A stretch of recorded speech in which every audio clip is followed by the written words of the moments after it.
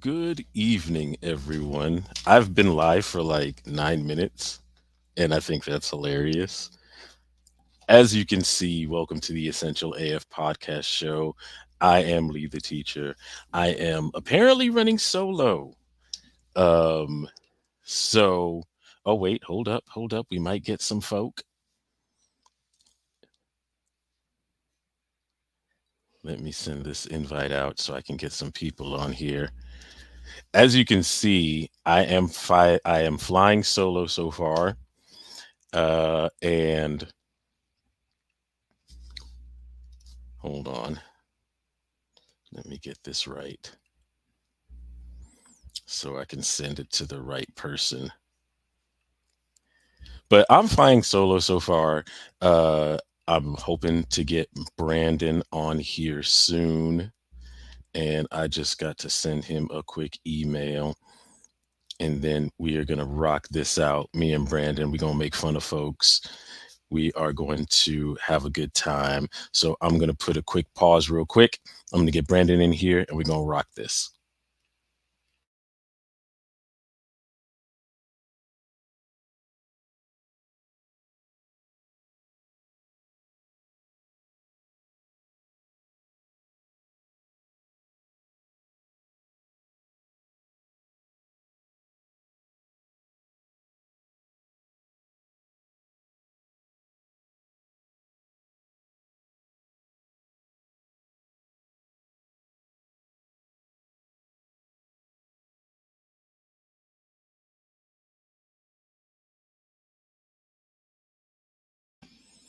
Okay.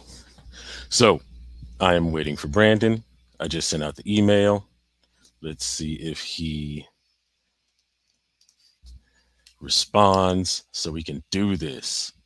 There's a lot of things that we need to talk about when it comes to what's going on in this city, when it comes to just, you know what I mean, just life in general. Um, he didn't tell me how to let people in, so I have no idea how that's going to work. So that's going to be fun. Uh, Yeah, that's gonna be crazy because I don't know how to let folks in. I just send links out, and then hopefully he'll be able to come in. But Lee the teacher, B still is gonna be in here soon. Hopefully some other folks will come in. Um, as you can see, JC is not here. He's not over there. He's not over there.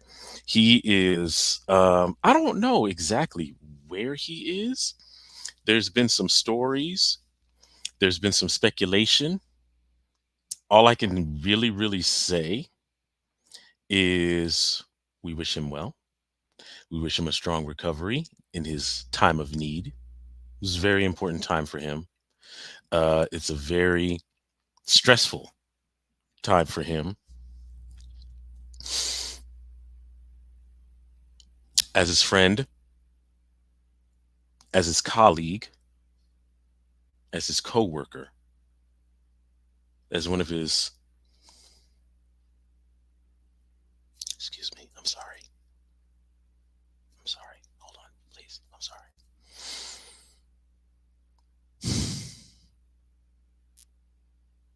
As one of his closest confidants, I think it's important that we have this show go on in his time of need. Excuse me for being emotional.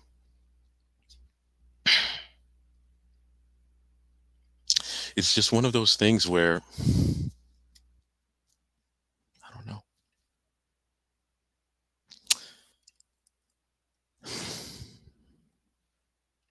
I don't know how to deal because friendship is one of those things where you have to do your best to be there for your friend in their time of need. And that's where I want to be. I want to be there for my friend Jonathan Cornelius Smith in his time of need. Because let me tell you something about this man. This man is hurting right now. He's hurting. And when he hurts, I hurt. You hear me? Out there in the verse. You know what? I'm gonna bring someone else in. I got to bring someone else in to share with this situation. Brandon, What's up? how you doing? I was just talking Man, about the absence of our good friend, our leader, Jonathan C. Smith. you know what this remind me of? What is his Yes, please talk. This this remind me of like when you get a substitute and your Mhm. teacher is absent for the for the day, and you just act the damn fool the whole damn class. You know, because he stop us a lot. You know, you can't go just full throttle when he there, because he try No. to stop you. Hey, hold on. Yeah. But Right. now we can go 0 to 100 because the teacher's not here. I literally have just been speaking for about 9 minutes before getting to the punchline of the joke. What's that? It is just and I was talking about how he's not here, how I have to be here for him as a friend. You're here now as a friend, and this is a man that has done so much for us, and we need to be here for him because his fucking Cowboys lost on Sunday. You know what? I I'm dead serious, man. I'm going on the Miss Pat show. I'm suing JC. I'm suing JC for lost funds. I need money. I ain't got paid in 3 years. You know, I think we really should, you know, push forward with this lawsuit. I'm dead What do you serious. what do you want to get? Like, if we talking about lawsuits and everything, like how much do you I think want you'll a be able to get I want $1 million. tax free? Hell yeah. But That's always the I thing. think if you win a lawsuit, I think it is tax free. I don't think you pay taxes on it. No, I did a It's lawsuit. almost it's I, kind I of did a like law. insurance. I did a lawsuit once and did a settlement, and I had to pay taxes when I was living in Oh California. but maybe that's California. But That's a I don't good point. remember ever paying taxes on a class action lawsuit. I don't remember paying no money back on it. That's a But good that point. that little ass shit like TurboTax send you $30 because they said they overcharge you and shit. I don't want Right, that shit. right. This ain't Yeah. a small claims court case we doing. No, hell no. I hope Miss Pat get us at least $5,000 a piece. A Right. piece. Because yeah, they Now, don't. If it's under five, if it's 5 grand or under, then they don't take no taxes out of now it. since Jasmine and Sharita ain't here, they only get 1,000. They only part time. They Hey, only part timers. They eating Taco Bell. I'm eating steak. Goddamn. Right. Okay. We eating Chipotle. I don't know about that. I might have to go to what's that joint? It's not Stony River. It's the other one on Poplar. Capital Grill. I'm getting 4 crab cakes. Ooh.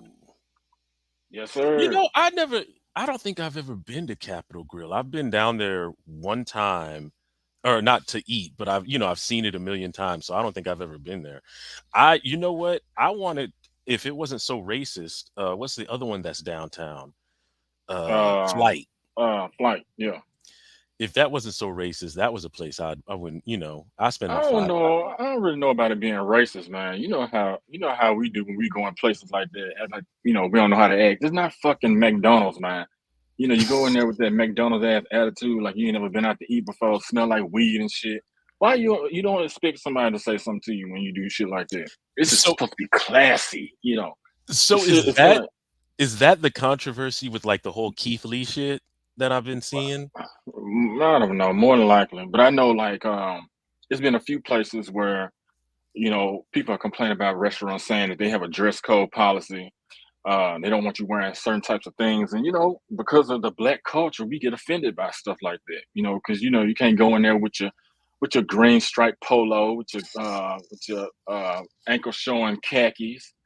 They want to go in there with their pants sagging, caps backwards, shades smell like weed, Mm, just stolen Nikes from City Gear, hmm shit like that. You know what I'm saying? And that's what's messed up because I mean, did you ever work as a server or bartender? Have you worked in anything like that, I worked at hospitality? I worked at Chili's. So I've bartended as a lot of folks know in some spots, and yeah, it was one of those things back in the day where the places that I worked started out classy, but Hmm. we started losing money because people weren't coming down. And then slowly but sure, and I can mention this because the place doesn't exist anymore. Plush Club was that place. Mm, Plush Club started out, what we used to wear was like these nice white, had to be ironed, the bow tie, the dress pants and the shoes and everything. Everything had to be tightened up. But mm, then I think when we got a little bit of success, it was that Roy Jones Jr. fight that he got knocked out. That hmm. was the first time that we had some success, and then all of those rules just started to float away because we But started getting folks in. that's what happened when people start to get wind of different places, and then their friends tell their friends, and their friends tell their friends. You don't always have good friends. You know what I'm saying? It's kind of like the friend. The comparison that they do on Facebook. You got the quiet friend, you got the crunk friend, you got the thuggish friend, you got the judgmental friend. Well, most of the people got thug friends. You know what I'm saying? So that's kind of like what happened. At Mugshot. Mugshots was real classy. When we first started. We had folks like newscasters coming up in there, lawyers and all this type of stuff. And Yep. when people started getting wind of it, because this is in Cordova, man. People weren't coming out to Cordova except for the mall and shit. But when they found out it was a club, they did karaoke on Fridays. You know, they friends told their friends told their friends, and it basically turned into a strip club. Because I was asking some of my friends, like, why y'all don't come to Mudshot no more? Talking about the place where the girls had their titties all out and pussy showing and all that. I said, yeah, that place. Yeah, come on out.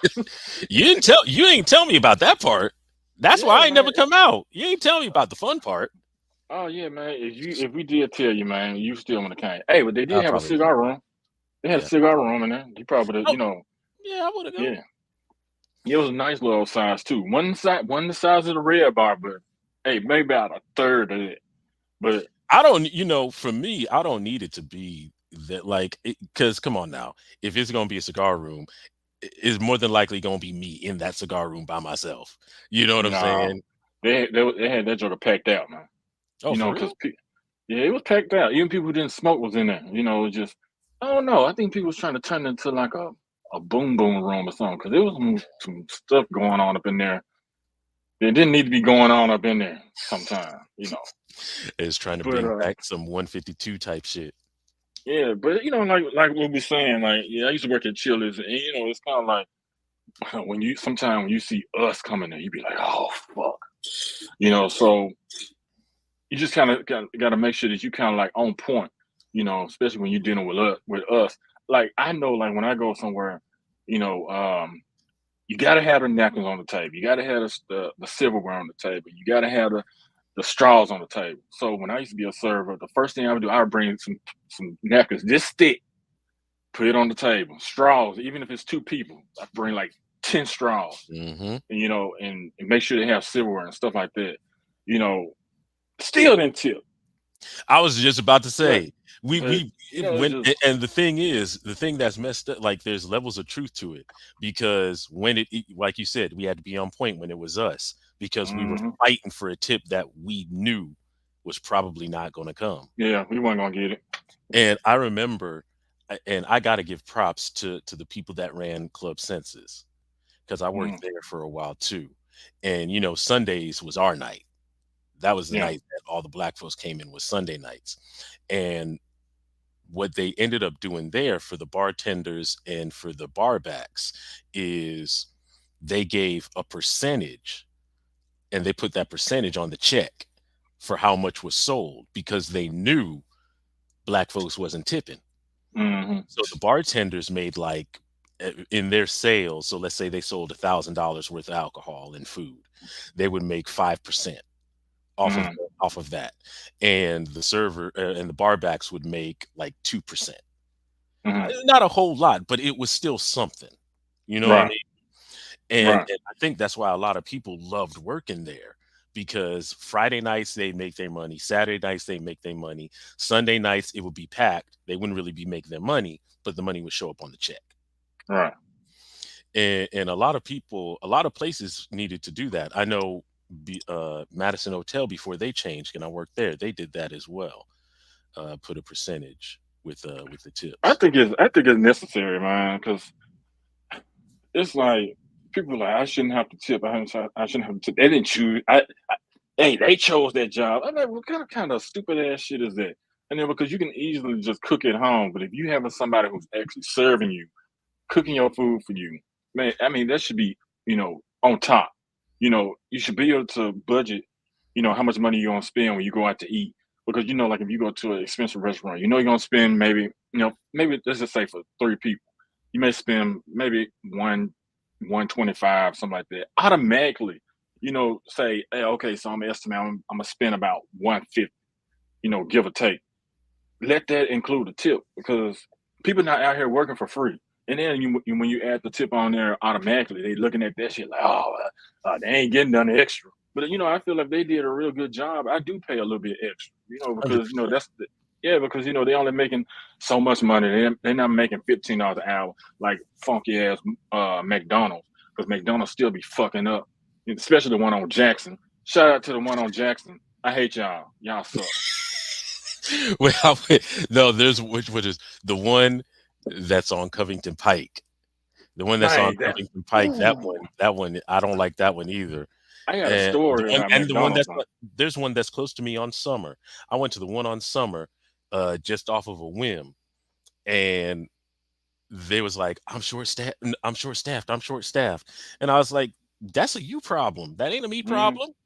I don't give a I'm damn. You I'm you make the same shit every day. help Shit, me help what you you." mean?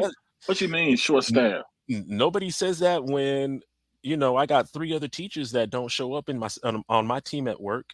We still Yeah, expected to do our fucking job yeah, and not complain. y'all be slacking. Hey, but hey, but I got a story about a McDonald's, man. This is the one in Whitehaven. They used to be. You remember when they used to have McDonald's inside the Walmart? Yes.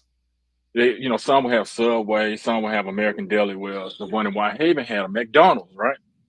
So I I was never like, ate in there. Imma just I gotta I never ate in any of those because that shit scared me. well, one stop shop. You you in Walmart. You know what happened when you're in Walmart? You go in for one thing. Hey, I need some deodorant, and then you walk around and oh shit, I need that, and that, and then it take you a long time too because it's hard to push them baskets too with them stiff ass wheels. But it was a McDonald's inside the one on what's that Elvis Presley. So I was like, let me get a quarter pounder with cheese, and the girl was like, we ain't got no little meat. Did you understand what I said? We ain't Did got you none of understand? that meat. I said, huh? We ain't got no little meat. That's exactly how she said it. I said, wait a minute, what? She said, like this burger got this size meat and this one got this size meat, where this one used the big meat and the one you won't use the little meat.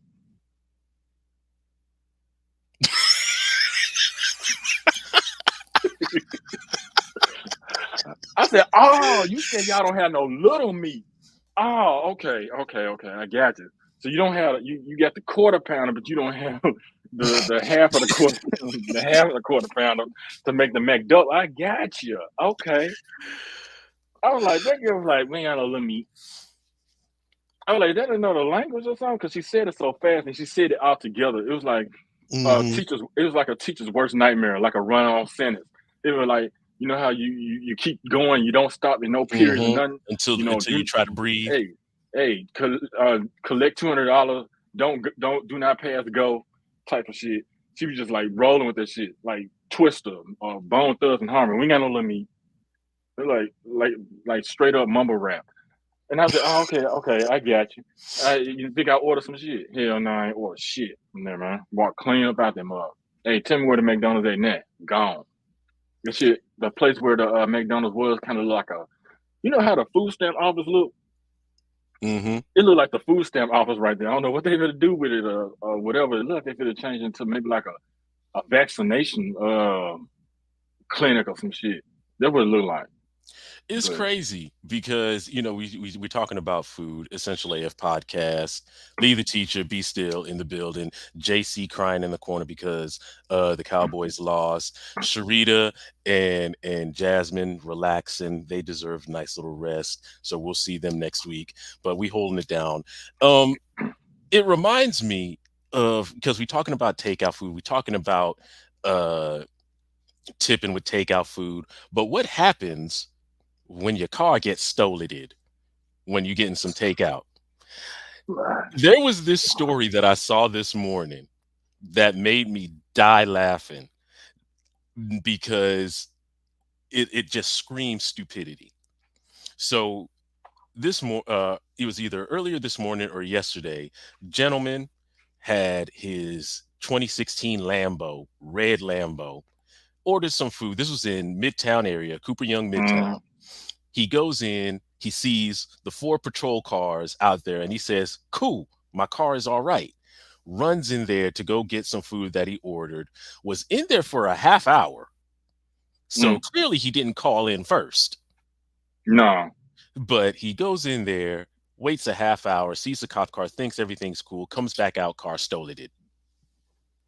They done stole the Okay. Lambo. So All I right. have So a I couple saw of that. I saw that questions. on Snapchat actually. I seen the person who stole it recording it on Snapchat. Oh, okay. I want to get to that a little bit later, but I got a couple of questions. First off, he clearly had to have left the keys in the car. Had to. Had to, because I don't care if it's a 2001 or 2016.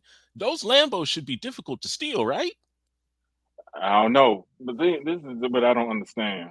These folks are so smart as far as like being able to disable a security system on a car, to use a device, to use a USB cord to start cars. When you that fucking smart, you should be working in IT for the United States of America or some shit. So with the knowledge that these folks gain, partially blame TikTok. It's probably real easy to steal a Lambo because I mean I'm pretty sure the fucking device they use is kind of like a game genie or some shit. They got a list of all the model cars that you can unlock and start with it, and shit, easy target. I think I got some shit that people don't want to steal though, so that's the reason why I chose the vehicle I got. Right. You know, Ain't so nobody trying to steal my car. Ain't nobody. yeah, I And don't I, think I so. I give a shout out to the folks that keep bashing my car, saying don't ever buy this car and this and that and the other because it's gonna keep breaking down. Thank you, because ain't nobody's trying to steal my shit. What you got, a Volvo?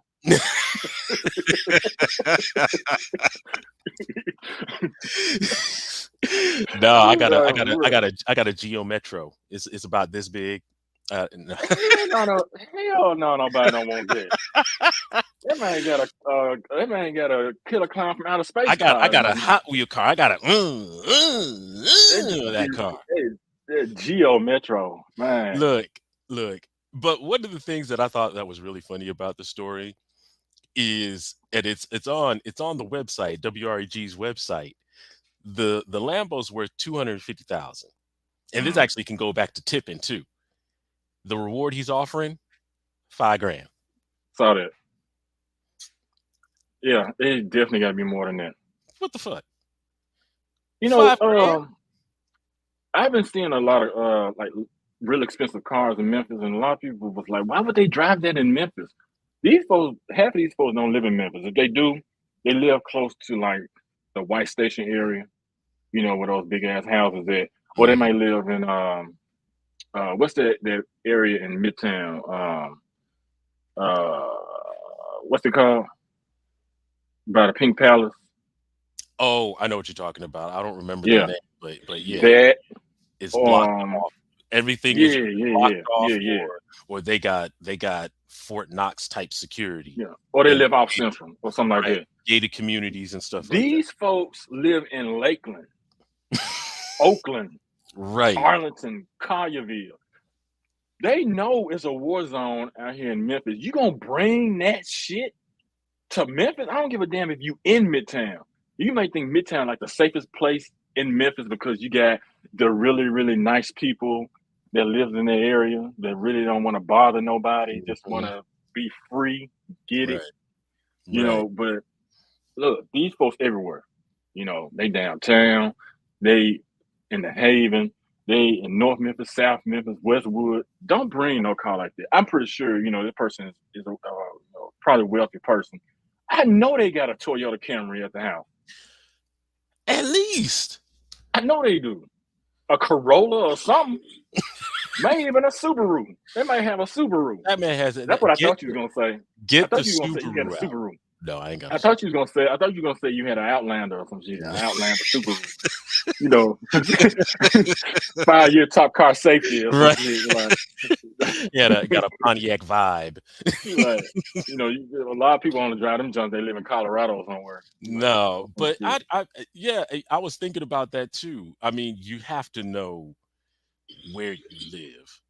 And Yeah, you man. have to People just know, especially like I'm not saying like I don't want anybody's car to get stolen. And I'm not saying this guy deserved it. But A, you got to know where you live. B, you got to know what's been going on in this city with car break-ins for like almost the past year.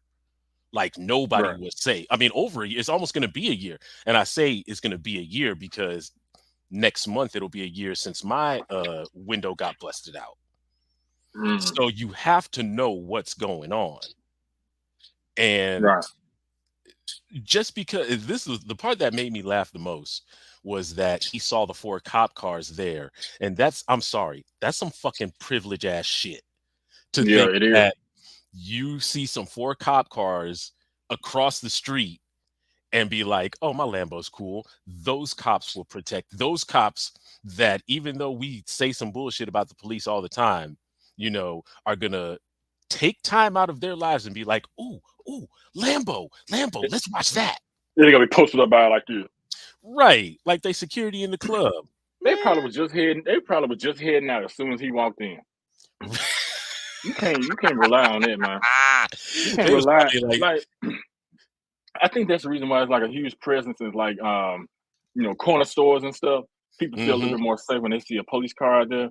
But I'm telling you, half of the time I pull up over there, they pulling out with the coffee in their hand. They gone. Like little beggars. They don't give a they don't have time for No. they definitely don't have time for us, let alone some dude that thinks that he's privileged enough to park his Lambo there. Right. So I don't get like, again, I don't want anybody's car stolen, but kind of ask for it. Hey, that's not gonna help anyway, man. These folks beating up lieutenants up on Bill Street and shit. These folks not scared of the police, man. Man, what's wrong with y'all kids, man? Tell me, Lee, man. You work with these badass gremlins, man. What the fuck is wrong with them? Do you ever just sit down and say, "Hey, talk to me. What's on your No, mind?" I don't. You know? I Because they be don't.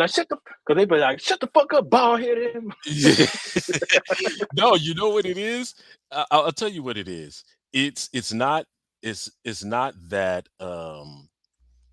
they try to check. I mean, they do try to check me, but I check them back, and I just don't really give them that much attention. And one of the thing, and I do this on the show. I already know my faults. I already know I'm Right. bald headed. So I Right. mentioned that a ton of times when I'm in the classroom. So it kind of takes the power out of it. But Mm-hmm. really, they just it's a sense of invincibility that they have, that they feel like they're untouchable. And because of that, they ain't trying to hear nothing. They definitely ain't trying to hear anything when it comes to, if they ain't trying to hear anything from me, which is a lot of Mm-hmm. times, they for damn sure ain't trying to hear nothing from their parents or any outside influences or anything like that. And Right. I'm at the point right now where for me, it's just, hey, I'm a teacher. That's my job. I'm not a babysitter. I'm not a mentor. If you want to come to me for advice, if you want to come and have a conversation with me, I'll have a conversation with you. But Right. I don't actively seek out to mentor or anything like that, because it's for the most part it's so much energy being put into nothing. And Right. it really sucks that I have to say that. I mean, there's definitely some good kids out there. I teach some very good kids, Hmm. but the ones that I can't reach, I don't put that much effort into it. I focus on the ones that I can reach. And percentage wise, I'm like at 85% of those that I can reach, and I'm fine with that. Uh, I'm surprised you said 85. Shit. I mean, look, every now and then I'll get a good, like last school year, I'll get a good story. The vents at the school that I work at were broken, and they, we had some HVAC people come through and, Hmm. and start working on it. And one of the HVAC workers was staring at me, and he was like, "You're Mr. Lee, right? You used to work at such and such school." And I was like, "Yeah, what's up?" I didn't. Hmm. I was like, "Well, what's up?" And he was like, "No, my name is so and so. I was in your class, and blah blah blah blah blah." Like I didn't change his life Hmm. or anything like that, but he remembered me, and he remembered that he had a good time in my class, and he remembered some of the things that I said. It wasn't like, again, not life changing stuff, but he remembered me, and he remembered that I was a good teacher. And that was enough for me. And he's doing something great with his life right now. And I thought that was really cool. And it doesn't, and Lee, congrats that's, to Lee for being an inspiration to some of these bad bald headed ass kids. and really that's all it takes. It doesn't take like, oh, I was in jail and this and that and I got kicked out and then I thought about Mr. Lee and boom, my life turns around. No. Right. Sometimes it just takes, hey, I remember you, you were a cool teacher. This is what I'm doing with my life right now. That's it. Yes. I That's really mean, all that we ask yeah. for. But that's good. Sometimes you can have an impact on some. You can reach some. Just some. Some of these kids, man, want to glorify this life that, hey, they don't think about stuff that we thought about. When we were growing up. I know, like when we were growing up, we actually had like real goals and really wasn't looking up to like gangsters in music because to us it was just music. Hmm. Well, it was to me, but we didn't have people like Pooh Shiesty, that was talking about shooting folks up all the damn time or ski ski ski up in folks' face and all that kind of shit. Because that's all the music is now. So that's I guess if that's the only thing that you listening to, yeah, of course that's what you're gonna be like. But I I mean, just wish a lot of these kids would think more of their future because man, right. it's so much more that you can be doing with your life. Like a They lot of have people, access to so like much. y'all don't think about y'all could be old. Like you looking at your granddaddy, you like you don't want to be like your damn granddaddy. Your grandma. Have grandkids, have a job, have a pension, retire. Just have those like real goals that a lot of us want to have, and that's the reason why I'm working the way I am and trying to stay at this one job so I can do the same thing. It's just a feeling of accomplishment when you do that. Right. Besides just trying to live life on the edge and fast, and hey, it's another pitch on the obituary. Hey, y'all, I make obituaries and I can print them. So, black Keep pen a graphics, hustle, I make baby. obituaries. I No, had to you put know this what? side note in there. I mean, I had a discussion with a student today, and I was talking about generalization and stereotypes, and he was just like, "Why?" He was very blunt about it, and I think that's kind of some of the things that I like about it. He was like, "Why are you doing this? You don't want to be here. I know you don't want to be here. This is not what you went to college for. Was to be teaching kids." And I said, "Well, my first degree is in communication, so that's about talking to people." Hmm. So, we just went around this whole thing about what I wanted to do. And it just still came like, was it my first choice? No. But it's where I ended up. And I've been doing it for 11 years. So obviously I'm doing something right. I mean, because look at this. This is what a student gave me this today. And I was not expecting this. Student knows that I love Star Wars. I'm a huge Star Wars geek. And he gave me this. I don't know if we can get the camera, if I can get this camera to hold on. Oh, my eyes. Let me turn this Gen off. Uh, let me do it like see, he just gave me this Oh, it's Funko so Pop sweet. with a stormtrooper It's because so they know that I sweet. geek out about Star Wars. Hold on, I gotta Like find my a random ass student gave me that, and it has a T-shirt too. I'm watching. I'm gonna wear the shirt tomorrow. It's just like what? It's weird. Um, but I think if we one of the things that we have to definitely talk about in terms of if we're talking about students, if we're talking about music, we got to talk about some of these songs that at first we thought was about one thing, but now that we're older, we finding out they about another thing. Because I'm gonna wait for you to get settled. Let me tell this story. Essential AF podcast. Uh, Lee the teacher, Darth Maestro, be still. We got one more person coming in, a good friend of mine. Welcome, Robin. Hello, hello, hello. Hey, Well, hey, Hey. I lost my sound. Hold on. okay. I'm messing up. I'm messing up over here. Do you want me to remove you and bring you back? I said I was gonna be a clown today because the teacher ain't here, and then my stuff messing up. All right, I'm a That's what mute my you. ass get. Robin, hello there. I'm so happy to see you. So for those that don't know, this is Robin, aka the Peacock, one of my cigar smoking buddies, one of my very good friends, one of my confidants, as they say. Me? I Yeah. think what's interesting about our relationship that a lot of people don't know is that we've been social media friends forever. Forever. Forever. And we only met face to face what, 2 years ago? Yes. About 2 years ago. About 2 years ago. Yes, yes. And that even that was not planned. I At just all. happened to come down because I was getting some food to go and you was there. I was like, I know you. So it's thank you for coming on the show at short notice. We're talking, and I'm glad you're here. Actually, you're kind of like with Sharita Miller, our other co-host. You're a former educator, Okay. so it's really good to kind of get before you left. How long have you been out of education? Let's start there. I left during the year of the pandemic. So pandemic hit that March, spring break. I got done with the last 9 weeks. After that, I was done. And what grade were you teaching? What grade did you start Um, at? And I was a middle school special ed teacher. So I primarily started with 7th grade, and then my 7th graders transitioned to 8th grade. So that's how I'd start off. So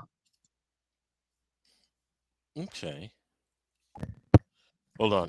I just unmuted you, Brandon. Can you hear me now? I don't I think he can't hear can. you, Lee. Okay, I'm gonna remove you. Come back. Robin. Hopefully, he'll get the message. it's Um, still. so we were talking earlier Hmm. about, uh, just we were talking about the gentleman that got um his car stolen, his Lamborghini stolen in front of four cops, which was hilarious. And we were talking about how these kids, how they are now versus how we were growing up, and the lack of goals, the lack of aspirations, things of that nature. So kind of talk about that. I don't know if that was part of your inspiration for leaving teaching because I never really asked because at the time I was like, ain't none of my business. But Oh, I'm an open book. You know but that. So now, I mean, but now here you are on this Essential AF podcast. So why not just get all your business out on the street? So go ahead and well, speak on that. it was never the children. Never ever the children. I had great rapport with the parents. And actually my students became more like my own children that the parents became hands off. I had a lot of parents tell me, them your babies. I'm leaving them in your hands. I trust you. I know you're not going to do anything wrong to my child. And with that being said, that gave me free autonomy to kind of be myself and be the nurturing person that I know I am because the parents trusted me. So it wasn't just like, don't call me no more, even though I had one parent. Shout out to Sharita Harris, Jania's mama. She got tired of me calling and she was like, don't call me no more, Miss Perkins. I said, ma'am. She said, I leave her to you. You take care of her from 7 a.m. to 4 p.m. Don't call me no more. I'm at work. And I said, okay. And she said, I know you ain't gonna kill my child. I trust you with her. I said, all right. Got that baby through that last year on MAP scores, test scores, everything. I was like, you in my hands now. So I ain't calling your mama. But no, it was never the children for me. It was always higher up. So with the correlation with the kids today, I wonder sometimes if we have to take a look at ourselves as quote unquote the higher up, the authority figures. I think a lot of our children today have a lack of spiritual guidance. We are a generation that went to church. Our grandparents took us to church. We had that foundation. So it was certain things that we just didn't do. And even if we did do them, it was not in the presence of adults. We respected authority. We gave recognition to a higher power or a higher being than ourselves. These kids today, they don't fear nothing. Not parents, administration, police, no one. So I think when you don't have the spiritual guidance, that all trickles down to what we see now today with our kids just running wild. And some of these parents are absent. So you talk about the spiritual guidance. Are you talking about that guidance from like the family, like going to church every Sunday kind of thing? Community. When we or got away from community, uh, no one is stable anymore. If you think about these parents, they constantly moving. My mother always told me that a child needs stability because they kind of wild. They don't know. So I children needs to be. definitely, yeah, I definitely agree with that. I remember even though I moved a couple of times from seventh grade all the way till I graduated high school, I had a core group of friends. I did. Mhm, And I mean, to this day, two of my best friends, I still call their mother's mom mhm. because they were grew up with me during that time in California. So I get what you're talking about with community. Brandon, jump in on that. How do you feel about Yeah, that? I agree with that. When I was growing up, the community was very tight grip. A lot of these kids now, like I try to explain to my kids, yeah, I'm a single parent. I've been raising my kids. Well, I've had custody of my kids ever since 2014, and they've lived with me the entire time. And I understand the struggles that a single parent can have because I do multiple things myself. But at the end of the day, I'm still here with my kids at night. And I was explaining to my daughter, and we were eating the other day, and it was like around 7 o'clock, something like that. I said, don't you know it's probably some kids in your classroom right now who parents are at work and they're home by themselves. It's Mhm. just it's that it's part of the parents' problem, fault, but they really can't help it in some cases. But I think that, when these parents put something in place for their kids to do in their absence, then I think that'll help out a whole lot too. You don't have a brother or a sister that your child can be with while you at work. It's just we always had that when I was growing up because if I wasn't with my parents, I was with my grandmama or I was with my aunt, something like that. And so these kids just kind of just running around. You can go out at 12 o'clock, midnight, and you see kids walking across the street, Mm-hmm. you know, and I don't know really how to help that, because you got parents working 2 and 3 jobs. They leave one job, go straight to the other one. I got a few people who work with me that's doing the same thing. Have to be at work at 6, and he getting off at 5:30 in the morning. Have to be at work at 6 o'clock in the morning with us. So I think that the main thing, and I hope the mayor can kind of help with this too. And I know it goes beyond that, but they really need to raise the wages. Because the only way for parents to be able to have a stable home is for them to make more money, so they don't have to, struggle with paying bills and stuff like that, and provide for their kids by having multiple jobs. It's okay to have multiple jobs, but see, my side job, I can do it right here from the computer. Mm-hmm. Yeah. My graphic design, and and any other thing like hanging on the TV or putting something together, I can do that on the weekends. Or I can bring my kids with me and let them help. But a lot of kids just don't have that. And Yeah. I think that kind of is a bearing on a lot of kids too. I think a lot of kids just frustrated.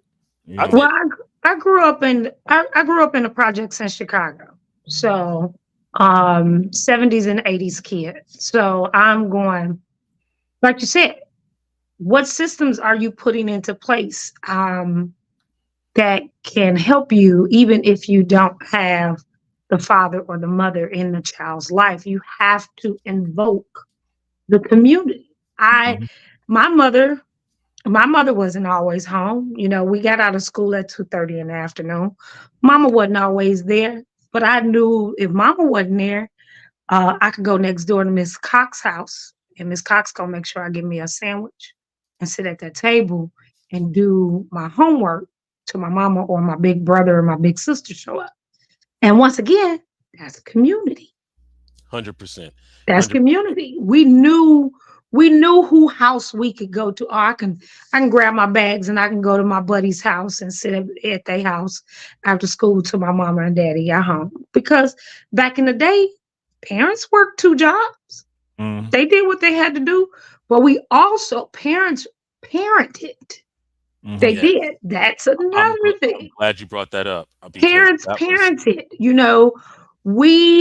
We as Gen Xers, we always talk about our parents were absent, which is true because they was probably out doing their own thing or working. But we had older siblings, we had next door neighbors, we had grandma, we had auntie. All of us would come together. I had older cousins that was older than I was. They were the babysitters if mom and them wanted to do whatever they you have to have a village. You cannot raise these children. I don't care what you think you can do, and you got it. You cannot raise them by yourself. You can't. There was, especially when I lived in Michigan, when I moved to California, living in these apartment complexes, it was that kind of forced community, but it wasn't no haterism. It was just, when I got home from school, when I lived in Michigan, if my brothers was out being grown, next door neighbor, direct next door neighbor, I wish I could remember their name, may they rest in peace, but they knock on the door, hey, what you doing in there? Yeah. Hey. And then when we moved to California, again, forced kind of in that big apartment complex in California where we all had to walk together to the bus stop and stand around and talk and blah, blah, blah, blah, blah. And everyone's parents knew what was going on. All of those different things. You don't really, I get surprised if I'm driving to work, I'll see kids waiting, little bitty ones, and then I'm looking around like, is there a car here to watch these kids? Because this looks like easy pickings. After work today, there was a little 6th grader about the size of my pinky, was waiting for her parent to come get her, was across the street, and I'm like, come back here. Because again, easy pickings, but there definitely has to be that type. I think that's the first step. I really do. Mm-hmm. It really is. I've lived where I've lived for almost 10 years. I don't know none of my neighbors. See, that's that, and I'm the neighbor. I'm the neighbor that I know everybody around me. I live in Cooper Young. I live in Cooper Young. I like neighbors like you. Yeah, I'm a no. I'm Mm. a no. Like I remember about a year ago, my neighbor upstairs, all of a sudden I wouldn't hear his footsteps. And like I live in a fourplex, so I know the sounds. I know the sounds of my neighborhood. And I'm going, where is he? I don't see him. Is he okay? I politely got on the phone with my landlord. I was like, where's Grayson? Grayson okay? Is all right? And they told me what was going on. And I was like, okay.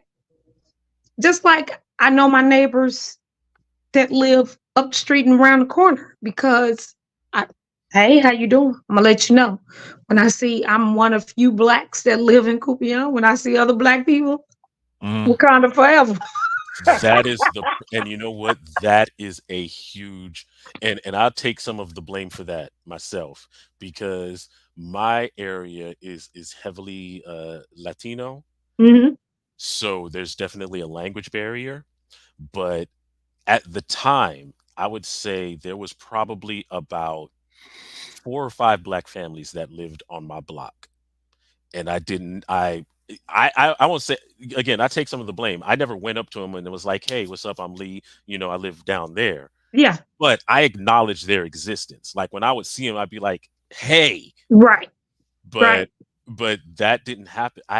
There is one neighbor I do know that's across the street, and she is a fellow teacher. Her and her husband, but they're off being world adventurers right now. But yeah, Community. Community. I yeah, mean, I know my whites. I like I said, I'm not many blacks in Cooper Young. So when I see strange white people, I'm like, who is that? That ain't my regular whites. I don't know. Colonizers. Right. I don't know that dog. Who is Mm. them? Wait, hold on. Don't come in my neighborhood acting a fool because They probably come to you. Hi, how you doing? My name's Bob. Hi. How are you? Hi. hi, how are you? I noticed you're in the neighborhood. Yeah. What's your Yeah. name? Hi, I'm Robin. How are you? Nice to meet you, Robin. But you know what though? I think from my area, I think the reason that there is no community and the reason that we don't talk to each other is because it's quiet and nothing happens. So if nothing's There's plenty happening, happening around you. Trust me. This is what you don't know. yeah.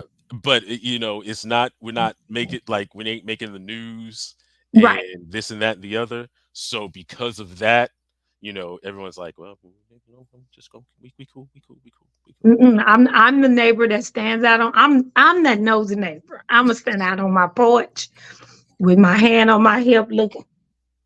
What y'all over here doing? Because my home and my where I lay and rest. This is my peace. This is my peaceful place. I needed to be peaceful. I come from a chaotic west side of Chicago. I'm not trying to go back. So I'm like, okay, in order for me to do that, I need to know what's going on. Right. And that's me. And community. I mean, I've been here, right here in Cooper Young. I don't like to move. So I've been here 7 years. And if they don't go up on the rent, I'll be right here. So, yep. That's what I'm talking about. So, Essential AF podcast. You have Lee the teacher. You have Be Still Brandon, the brilliant Robin joining us. First time ever on the show. We talking community. We talking family. We talking education. What else? We got a few more We minutes talking left. badass kids. We talking Badass. badass Man, as kids. Lee would say, man, can I say it? Can I say it, We Lee? on the internet. You can say Say it. it. Say it. Man, fuck them kids. Hey, what? That's what I'm talking about. That's what I'm talking Fuck about. them kids. Right, what? Because you know what? You know what? And you know what? It's so crazy. Like I'm 42. And if you really think about it, the kids who's doing this stuff that they're doing, breaking into cars, robbing people, breaking into businesses, are the children of the people that I went to school with. You 42. I'm 50. I'm 50. So Like that's crazy. Like even though you're a couple years younger than I am, it's still a large age gap. And I'm going, oh, see, my daughter's 31. mhm. And I'd go upside my kid head if if you were out there doing all this I craziness. told my kids, if I'm at work and I see you on the camera doing something, I'm popping out the attic on you. Like No, they're not not even gonna know I'm the at home. Like my son is 18, my daughter 11, and like a lot of these kids don't have no fear of their parents, you know, and they know that, you know, and Yeah. so that's the reason why a lot of them act the way they act. But see, I've been telling my kids stuff like this ever since they were young. Like when I see something on TV, I would say, like if I see a kid doing something on a movie, I would look at my son like real evil. I said, I ought to kick your ass right now. Mm. Just thinking Just about you cause, doing just some cause. shit Don't like that. even think about it. Don't Yeah, even think about it. just think of doing something like that. You know, and I tell my kids, you never know when I come home, because I come home anytime. I'm always sick at work. Right.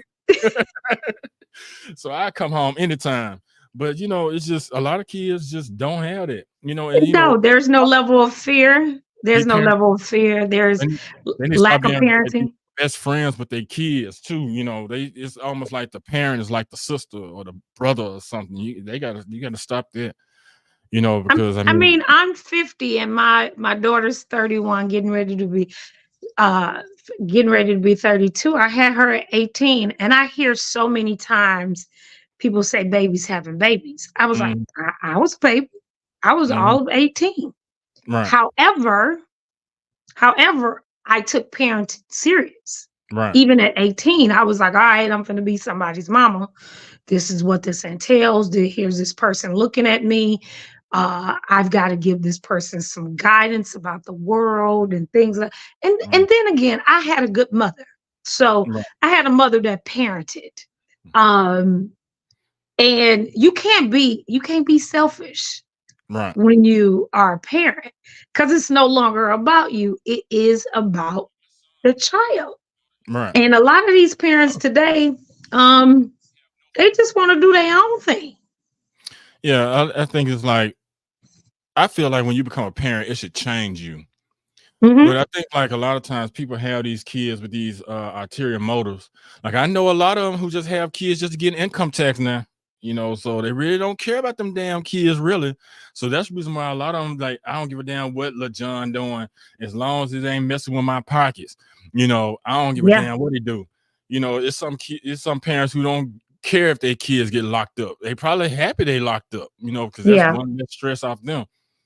But I just think that when you become a parent, it's supposed to change you. It's supposed to, Hmm. you know, it's supposed to make you mature a whole lot faster. And I think that, you know, with a combination of people not caring, people doing drugs, you know, stuff like that, which this is a synthetic drug epidemic that It a lot of really people is. are having, you know, popping pills, you know, you don't know what you're getting, it's messing you up for life. You know, Hmm. it's just, how can you parent when you in that state of mind like that?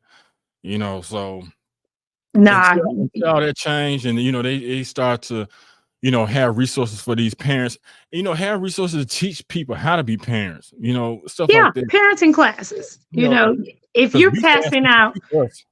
if you're passing out this welfare money and this disability money Mhm, and Section 8 and everything else, why not a parenting class? At one point, I was going to do a nonprofit on parenting.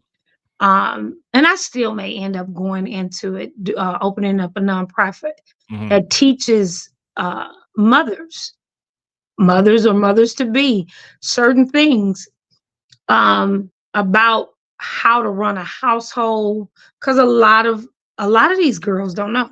A lot right, of these young men don't know what it entails to run a household.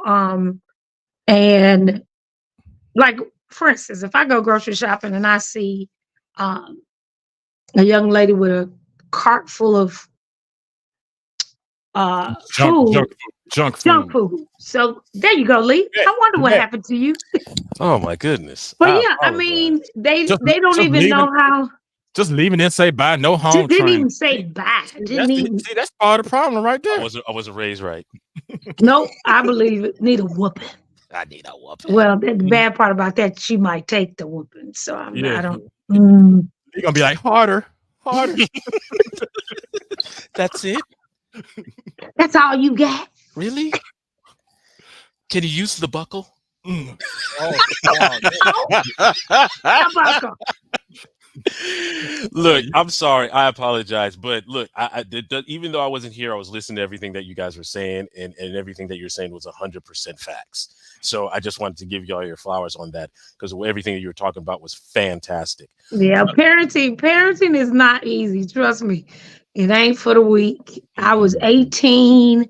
A lot of stuff I knew from being an aunt, being a big sister. I helped raise a whole lot of them before I got my own.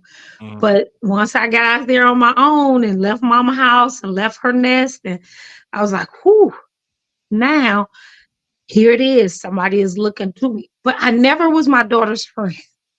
Right. As much as we were growing, I was literally growing up with her. I was never her friend. We are now to the point. She's 31, 32. I'm 50. We're now at the point that we have that mother-daughter relationship that's not so much of I have to parent so much. I still parent, but not where I have to rear her. She looks at me more of probably like a friend now, because she says, I watched you grow as a woman and understand you as a woman. And I understand her as a woman because she is also a parent. So when we talk, a lot of people hear us and they go, y'all mother-daughter? Yes. That's a 31-year-old woman. She old. I got a question. Go ahead. Go ahead before I jump in. Does she cuss in front of you? She does. She couldn't wait to. She couldn't wait to do it. Yeah, y'all friends now. Yeah, we're friends now. She be like, We cuss. Mama, let me tell you about what this Mama, bitch did. listen, she cuss, and I mean hard cuss too. She's dropping MFs and everything. Ooh, she couldn't wait. Like She couldn't she couldn't wait. She wanted to get grown. Who'd I lose? Oh, there we go. Yeah, she couldn't wait to get grown. And when she got that grown, it was like, okay. She puts me out of her house. Mama, you gotta go. Mama. Hey, I bet you the first time she cut, she was like, that motherfucker. You were like, I'm sorry, Mama. I'm sorry. I was like, and you was like, that motherfucker what? So, no, yeah. you know what? I mean, you know, my mom is 77. She's actually gonna be. Oh my gosh, my mom about to be 78 on Thursday. Congratulations. And I was telling a couple of people about this. I mean, we've always had a really good relationship, but now, you know, with me being 45, her being 77, like our relationship within these past couple of years, especially when my sister moved to Florida, and so it's essentially just like, you know, me taking care of my mom. She take care of herself, but, you know, driving her around and stuff. Sure. Our conversations now are miles beyond our conversations. I mean, even when I was in my 30s, even when I was in my 20s, but definitely when I was in my teens, like our conversations are crazy good now. And it's like what you said, it is more like she's my older friend. You know, I barely cuss in front of her. I'm still like, yeah, that's some bullshit. Right. You waiting on to get popped. But, and then, you know, and I'm still like, even when shit like my mom from the islands, as everybody knows. So when she drops a motherfucker, I'm like, mother. It's just like when we were growing up, it's kind of like, that's why I'm saying, like, we have respect for our parents, you know. So like when we actually hear them saying stuff like that, it's kind of like it's shocking. Like, we expect it from other parents, you know, when they cussing their kids out, but my mama saying that, oh no, I can't believe that one. And see, another thing, you just said something, be still. Respect. Our parents respected themselves first and foremost. Then they respected us. They didn't do everything in front of us. Right. These kids today are exposed to everything. From the palm of their hands to what's on the TV, the music, and in their homes. You know, you got a lot of kids that go home to chaos. Right. You know, one of the biggest challenges I had with being when I was at Lester was I would release those students on a Friday to the community, knowing what they were going home to. And then when I got them back on Monday, just those 2.5 days where I would have to deprogram them to bring them to the point of learning. So by that time, it's Wednesday. Mhm.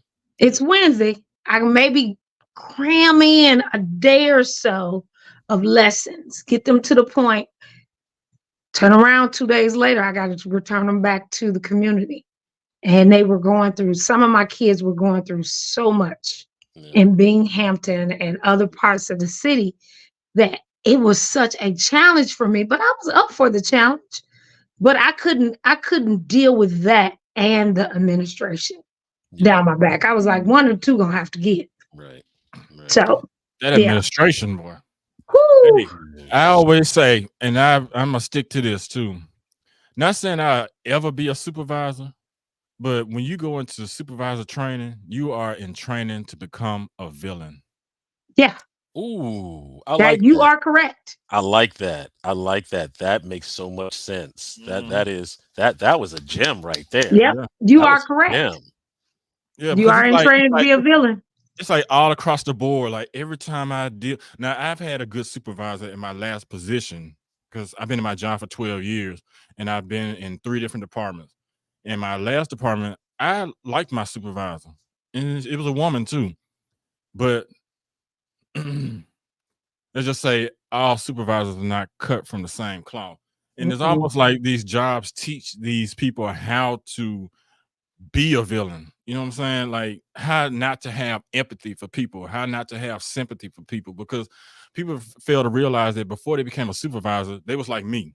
You Mhm. know, you was climbing your way up the ladder, some faster than others, but everybody had issues before they became a supervisor.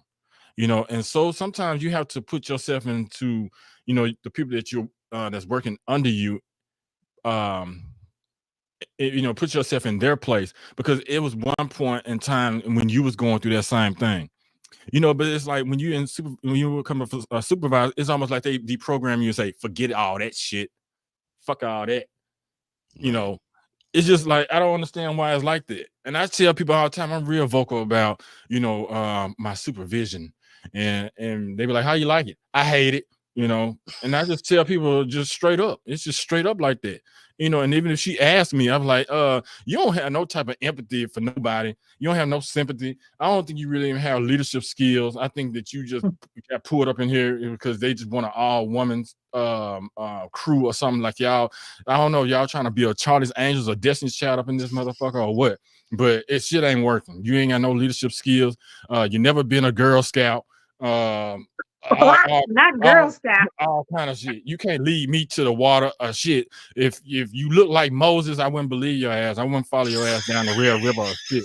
Cause you got me fucked up. Look, Help us, Jesus. that was too much, but it's all true.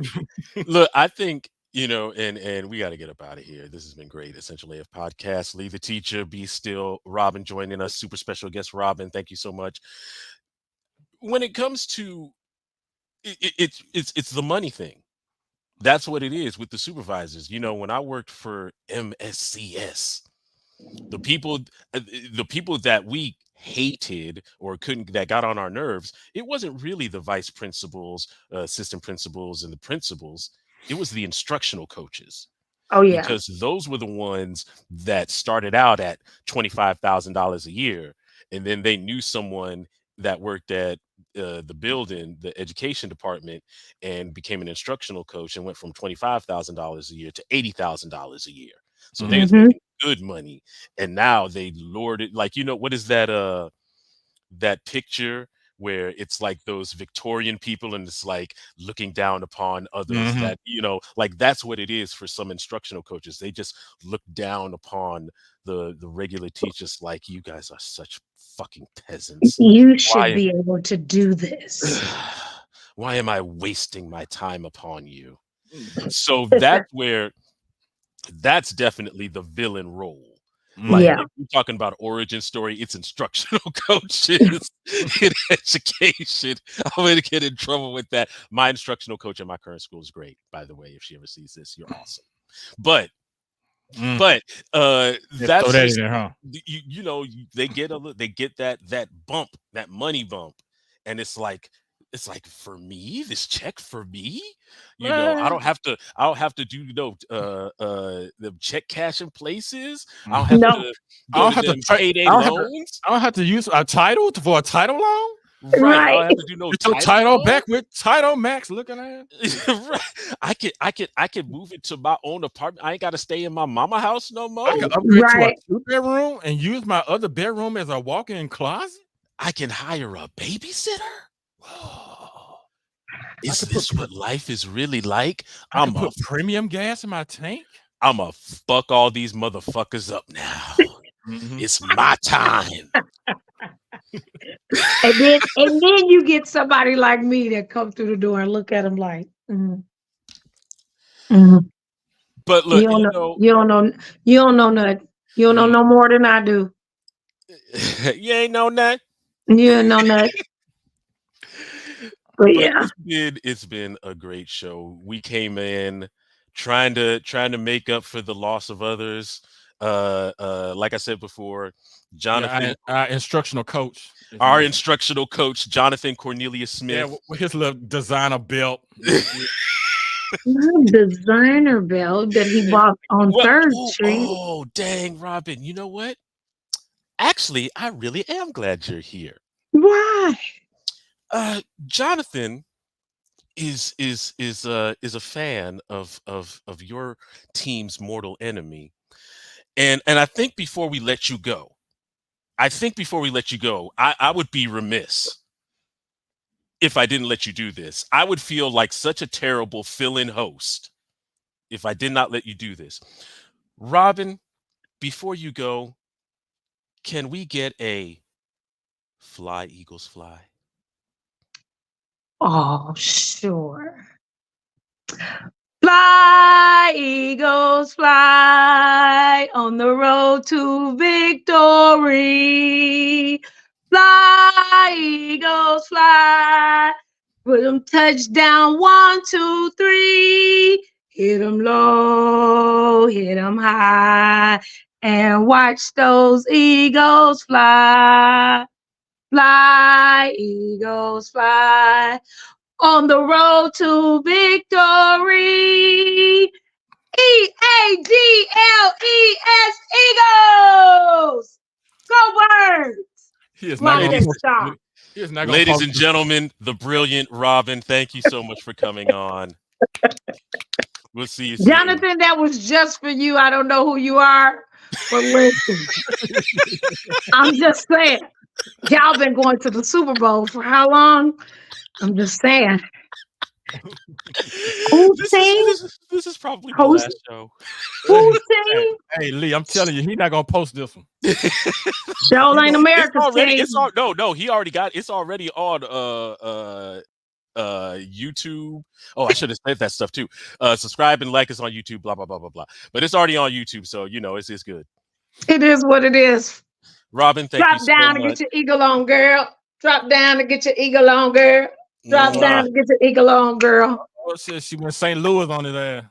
Oh, Robin, ladies and gentlemen, unbelievable. Man. Oh, that was worth it right there. Mm. I don't care if people think the show was bad or good or whatever, that was it. He gonna be like, wow. Oh no, I'm gonna get that text like probably later on tonight when he get home, and he'd be like, Lee, bruh, you know what I'm saying? Bruh. Appreciate you filling in. He gonna be like, Appreciate you filling in, but and he go do it like a you like, I'm gonna have to let you go. Like, nigga, you ain't pay me. I'm gonna have to let you go. He said, y'all did good on the podcast, but I got one problem. First off, my middle name ain't Cornelius. It's Christopher. It's Christopher. It's Krayshawn. Second, I appreciate that whole look. Eagle fiasco that y'all did at the end of the show. I didn't like it. You know, it was funny. Y'all had your little moment. I kind of sound like them, don't I? Yeah, Y'all that's had the your last little time. moment. That's the last time we let y'all do a show. This is the last time I let y'all do a show. I'm cutting it off. Hold on, let me turn my head this way. Hold on. I'm cutting it off. You cut off. It's the last time y'all gonna do a show. I can't let niggas do shit. Let's get the fuck out of here. Unbelievable. Essential AF podcast show. Leave the teacher, be still. Special thanks to Robin for showing up. Shout out to Sharita. Shout out to Jasmine. Shout out to Jonathan C. Smith working that overtime, making that money that he don't pay us, but working that overtime. We hopefully will see y'all next week. Please be safe out there. And want to remind you that you all are essential as fuck. Now make We sure you out put of this that part. motherfucker. And we sound official when we did that part. We did. We was grown. That's on some grown Hey, shit. gotta keep it authentic. Essential AF podcast. Please be safe. We out. Peace.